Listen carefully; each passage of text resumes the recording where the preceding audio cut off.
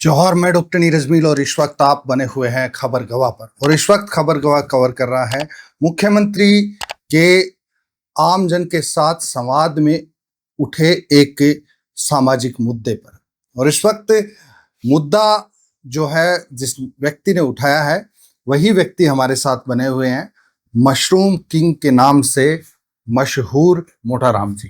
मोटाराम जी, सबसे पहली बात जो आपने कही है मुख्यमंत्री के सामने, और ये जो राज्य पटल पर आई है, पूरे राजस्थान में इसकी चर्चा हो रही है, आपका ये जो भाव है ये कैसे उपजा, क्या कुछ आप बताना चाहेंगे? देखिए, मेरा काम ही खेती है और मैं जो खेती है उसके प्रेमी काश्तकारी होते हैं। तो आज गांव के अंदर आप अगर जाकर के देखें न, तो किसान की पीड़ा आप खाली अनाज कम होना ही पीड़ा नहीं है, एक उसकी बहुत बड़ी पीड़ा और है। क्यों? किसान के जो बच्चे हैं वो बहुत कम बच्चे हैं, वो सक्सेस हो रहे हैं सर्विस में। तो हमने सीएम साहब से यही मांग करी थी कि आप, हम जो काश्तकार हैं, हमारे बच्चों को आप गांव में सेटल करो, आप उस तरह की योजना लाओ आप, जैसे गांव गांव ढाणी ढाणी में जो भी कुछ किसान कर रहा है उसकी प्रोसेस यूनिट। यही बात हमने सीएम साहब से मांग की थी।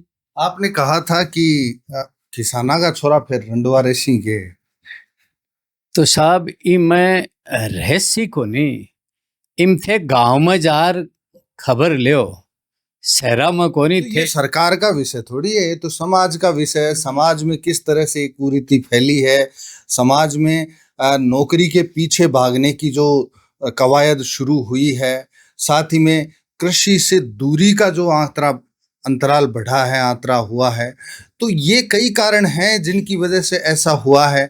तो ये सामाजिक चेतना सरकार थोड़ी लाएगी। नहीं, या आपको लगता है कि सरकारी नीतियां ऐसी हैं जिनकी वजह से ऐसा हो? नहीं, इसमें देखो ऐसा है, हम लोग जब किसान खेती करते हैं तो जब आजकल तो क्या ट्रैक्टरों का जमाना हो गया, तो हम लोग जब खेत की हल जुताई करते थे न, तो उसमें एक हम लोग नाम लेते थे, भाई शाउड माता परमेश्वरी आड़ोसी पाड़ोसी को भलो कर जे, एक दाना का 100 दाना कर जे।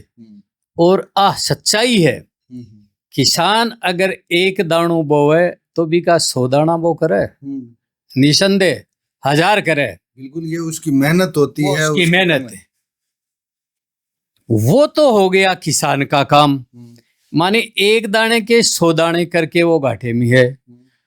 और जो व्यवसायी है वो एक दाने के 4 टुक कर रहा है। तो सरकार की नीतियां मैं नीति में सरकार की बुराई नहीं करूंगा। माने बुराई क्यों नहीं करोगे जब आप इतना बेबाकी के साथ मुद्दे को रख सकते हैं, तो बेबाकी के साथ ये भी रखिए। मैं बता रहा हूं ना, अब जो व्यवसाय वो एक अनाज के टुकड़े के 4 दाने बना रहे, समझ लो दलिया बना रहे, वो कमा रहा है। माने व्यवसाय एक दाने अनाज के 4 दाने कमा करके वो कमा रहा है, और किसान एक दाने की 100 दाने करके भी वो कमा नहीं रहा है। तो इसका मतलब वो सब जो चीजें हैं वो आप काश्तकार के वहीं लगवाओ।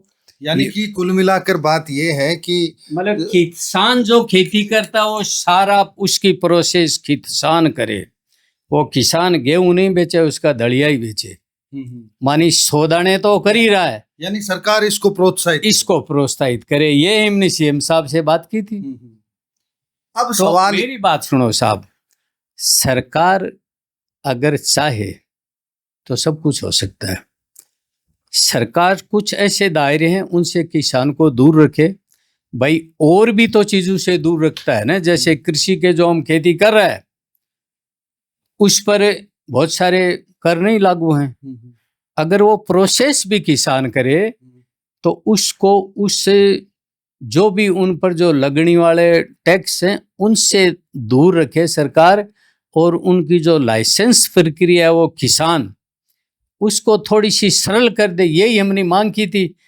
जैसे ही गांव में हर गांव ढाणी खेतों में धंधे हो जाएंगे, कोई मूंग उगा रहा है तो पापड़ की फैक्ट्री डाल देगा, मोठ उगा रहा है मंगोड़ी डाल देगा, मिर्ची डाल दे और मिर्ची सॉस या मिर्ची राई मिर्च की घाल करके के आम उगा रहे हो आम के अचार डाल देगा। तो इस तरह जो प्रोसेस करेगा उसकी जो रेट है वो किसान तय करेगा। क्या इससे किसानों का जो दर्द है वो कम हो जाएगा? क्या इससे किसानों की आमदनी बढ़ जाएगी? हालांकि सरकार दावे करती थी 2024 तक की आमदनी दुगनी कर देंगे, लेकिन इस पूरे सिनेरियो के बीच आप क्या देखते हैं? अगर ऐसा हुआ तो संभव हो? नहीं, देखो फिलहाल तो कोई किसानों की आय दुगुनी हुई नहीं है। अगर नहीं हुई तो देखो, मैं पहले भी सीएम साहब के सामने में कहा था कि आदमी काम वही करेगा जिसका परिवार होगा। अगर उसका परिवार नहीं है तो वो किसके लिए खेती करेगा?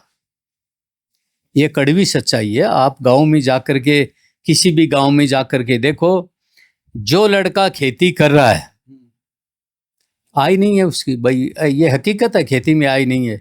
अब लोग बोल देते हैं खेती वाला महान है, और ये भी सच है कि नौकरी। ये बीच में आपको इंटरप्ट करना चाहेंगे, कई सारे हम देखते हैं कि खेती करके लाखों कमाए, इंजीनियरिंग छोड़ के खेती की करोड़ों कमाए। क्या कुछ आपने अनुभव किया है? आपने पूरे देश में भ्रमण भी किया है और काफी सारे आपको प्रशस्ति पत्र भी जैसा यहाँ दिख रहा है लगाए हुए। देखिए, ये चीज सही है। पहले जो प्रक्रियाएं थी वो सरल थी। जैसे हमने स्टार्ट किया था, हम बोला ना 15 रुपये लाइसेंस फीस थी। आज कहाँ 15,000, कहाँ 15 रुपये, सिर्फ 15 रुपये। किस चीज की? ये जो हम लोग प्रोसेस करते हैं उसकी। अच्छा, FSSAI। हाँ, FSSAI की थी, वो नगर परिषद में बन जाता था, फिर CMH ऑफिस में बनने। आज तो इसको वो 14 ऑनलाइन, और बड़ा समस्या है जी। तो किसान, और अब पहले दिक्कतें नहीं आती, आजकल कई दिक्कतें होती हैं। हर वो 6 महीने आप वो सैंपल जांच कराओ और वो उस पर चढ़ाओ। तो किसान अगर इतना समझदार होता तो खेती क्यों करता? और आप कहते हैं कि समझदार लोग खेती नहीं कर रहे? हाँ, नहीं कर रहे हैं। तो भाई आज क्या है कि अब आय किसानों की, मैं बताऊं क्या क्या बढ़ी है आपको। जब मेरी उम्र 70 साल है, हम लोग पढ़ते थे तब मास्टर जी की तनख्वाह थी 70 रुपये, और बाजरे की बोरी के लगते थे 60 रुपये। आप अंदाजा लगाओ, 60 रुपए? हाँ, 60 रुपये बाजरा की बोरी के दाम थे। 70 रुपए, 10 रुपए ज्यादा। 10 रुपये उसके बच जाते थे। आज की खेती में कितना बढ़ावा है, आप अंदाज लगाओ। बाजरे की बोरी तो 2,000 रुपये हो गई, और मास्टर जी के 70,000 हो गए। आप फिर भी कह रहे हैं कि इस पूरी प्रक्रिया के लिए, किसानों की दुर्दशा के लिए सरकार दोषी नहीं है, जबकि अभी अभी आप उदाहरण दे रहे हैं स्थिति का। दोषी सरकार चाहे तो सब कुछ हो सकता है। अगर सरकार, देखो मास्टर में तो इतनी क्या काबिलियत है, तो उसको 70,000 रुपये में, किसान कौन सा बेवकूफ है, वो आज 2,000 रुपये पर ही पहुंचा है। अरे देश का पेट पालता है किसान। दे तो रही है ना, किसान सम्मान निधि दी जा रही है, प्रधानमंत्री बड़े बड़े होर्डिंग्स, पोस्टर्स ऑनलाइन प्रसारण करके उसको वितरण करते हैं। देखो, होल्डिंग लगाने से, पंपलेट बांटने से किसान का भला नहीं होता है। सरकार एकदम सख्ती से अगर कोई इच्छा करे, भाई हमें किसानों को ऊपर उठाना है, किसानों को दरकार कहाँ लोन माफ करने की, आप उसको लोन लेने वाला रहने ही मत दो, स्टैंड कर दो उसको। आप क्यों लोन माफ कर रहे हो? आप उसकी आय इतनी बढ़ा दो, सरकार बढ़ा सकती है। हमारे गेहूं 2,200 क्यों बिकते हैं? गेहूं की तो रेट होनी चाहिए, जैसे बाजरे की बोरी 60 रुपये में थी, मास्टर जी के 70 रुपये थे। तो आप अंदाज लगाओ बाजरे की बोरी की क्या कीमत होनी चाहिए। या तो ये सरकारी कर्मचारी की तनख्वाह कम होनी चाहिए, तब खेती करेंगे लोग। आपने मास्टर जी को तो 70,000 भेज दिया, और एक बाजरे की बोरी को आपने 2,000 में लटका रखे। ये किसानों की आय बढ़ती है क्या? यानी कि देखो आप, सरकार ने लाइसेंसिंग नीति पर आप क्या कहते हैं? हमारे यहाँ पर जैसे आप किसानी करते हैं, क्या अगर लाइसेंसिंग नीति अगर देखा जाए तो अपने राजस्थान के सीकर जिले की बात करें तो अफीम की खेती यहाँ हो सकती है, नारकोटिक्स वाले पकड़ते भी हैं, तो अगर उसमें ढील दे दी जाए तो क्या किसानों की आय, किसानों के लिए अच्छा देखो, नहीं? मैं ये जो अफीम और ये जो गांजा इन सब के तो मैं खुद खिलाफ हूँ। मैं ये नहीं चाहता बात भाई, खिलाफत की नहीं है, बात तो मैं आय की खिलाफ है की नहीं किसानों। भाई, मैं ये नहीं चाहता कि हमारे एरिया में वो सब हो। और क्योंकि यहाँ खेती होगी तो लोग पियेंगे, बिगड़ेंगे। डूंगरपुर में खेती होती है, डूंगरपुर में वो लगे रहे, मैं नहीं चाहता भाई शेखावाटी में कोई इस तरह की खेती। किसानों की आय नहीं बढ़े। मतलब किसानों की आय बढ़े या नहीं, मैं चाहता, बहुत सारे यहाँ स्कोप हैं। खाली सरकार लाइसेंस प्रक्रिया सरल कर दे, किसान अपने आप आगे बढ़ जाएगा, अपने आप आगे। कोई नहीं रोक सकता शेखावाटी के किसान को। अगर उनकी प्रोसेस प्रक्रिया है, सब्सिडी की भी जरूरत नहीं है। अब बिजली का बिल है, मैंने एक बार गहलोत साहब से कहा था कि साहब, आप हमारी जो ये मशरूम की खेती है, इसमें आप हमें कृषि के दायरे में लो। हमारे 12-13 रुपये यूनिट बिजली का लग रहा है, उसको आप 2-3 रुपये जो कृषि के, आप जब कृषि मानते हो, और बहुत सारे स्टेट में कर है, हिमाचल में कृषि का दर्जा है, वहाँ ऐसे प्लांट होते हैं 3 रुपये लगते हैं उसके, और हरियाणा में 10 किलोवाट तक के 3 रुपये लगते हैं। तो कई स्टेटों में, जैसे उड़ीसा में भी कुछ फैसिलिटी है। तो हमारे यहाँ तो उस तरह का हमने मोदी जी से भी लिखा के दिया था गहलोत साहब के टाइम में। तो हो सकता भाई इनकी ये कांग्रेस के थे, वो भी नहीं किया होगा। तो आज भी वो हमने दिल्ली केंद्र सरकार से लिखा करके भारत सरकार को दिया हुआ है कि भाई जो मशरूम की खेती है, मुर्गी पालन है, मछली पालन है, उनको आप कृषि के दायरे में लो और उनको कृषि में कनेक्शन। आज तक किया नहीं। कौन कौन सी कृषि की कार्य हैं जिनको युवा कृषक जो अपनाकर आय को बढ़ा सकते हैं और सरकार को इसमें जो है सरकार के बिना सहयोग के भी आगे बढ़ा जा सकता है? आपने क्या संभावनाएं देखी? देखो, बिना सरकार के तो आगे नहीं बढ़ा जा सकता है, बिना सरकार के, क्योंकि हर डॉक्यूमेंट्स तो सरकार ही वेरीफाई करेगी। अगर जैसे आप किसानों के तेल मिल की बात करते हैं, तो गांव में तो 6 घंटे लाइट आती है, 6 घंटे में तेल मिल थोड़ी चलती है। तो अगर किसान को तेल, उसको वो कनेक्शन है, वो कृषि के उसको आप इंडस्ट्री में क्यों ले रहे हो? किसान कोई अचार बना रहे तो उसको आप इंडस्ट्री में क्यों ले रहे हो? आप किसानी में ले हो। आप उनके जो कनेक्शन है, जैसे आंवले का जूस बना रहे हो, उसमें मशीन मिलेंगे तो 6 घंटे की लाइट आएगी। नहीं तो उनको करो आप भाई, आप करो, 6 घंटे ही देवो, 6 घंटे में हम लोग तो संतुष्ट हैं, मगर देवो तो सही कृषि के दायरे में। जैसे कोई मुर्गी पालन कर रहा है, गोट फार्मिंग कर रहा है, वो कृषि के ही है ना, मछली पालन कर रहा है। तो उन सब ये जो खेती के है ना, इनको हमारी सरकारों को खेती के अंदर लेना चाहिए। भाई 10 रुपये यूनिट का एक तो बिल आ रहा है, 3 रुपये 2 रुपये में काम चल रहा है।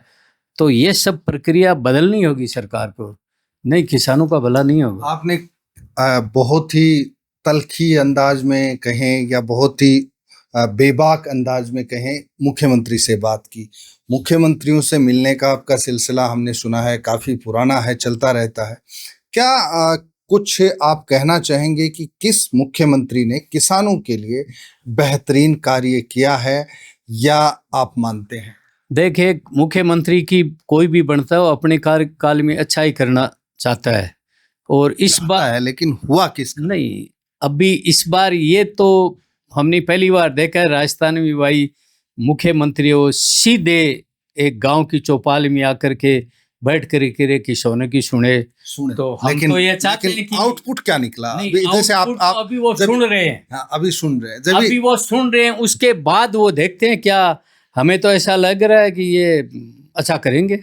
अच्छा, अभी आस बंधी है, आस बंदी है भाई। ये जो मुख्यमंत्री है ना, ये हकीकत में ये कुछ अच्छा करेंगे। किसान नहीं तो आज तक कोई ऐसा, मैंने तो 70 साल की उम्र में पहली बार देखा भाई सीएम है खुद चौपाल में आकर बैठे किसानों से रूबरू रहे। हम लोग आस बंधी है, आस आस बंधी है। आस कैसी है वो लास्ट वो तो ये फसल करेंगे तभी पता फसल जब पक जाती है तब एक आस भाई, रहती है अभी कि एक पानी एक में हो जाए, एक में हो जाए, तो वो आस है कि किस तरह की आस है?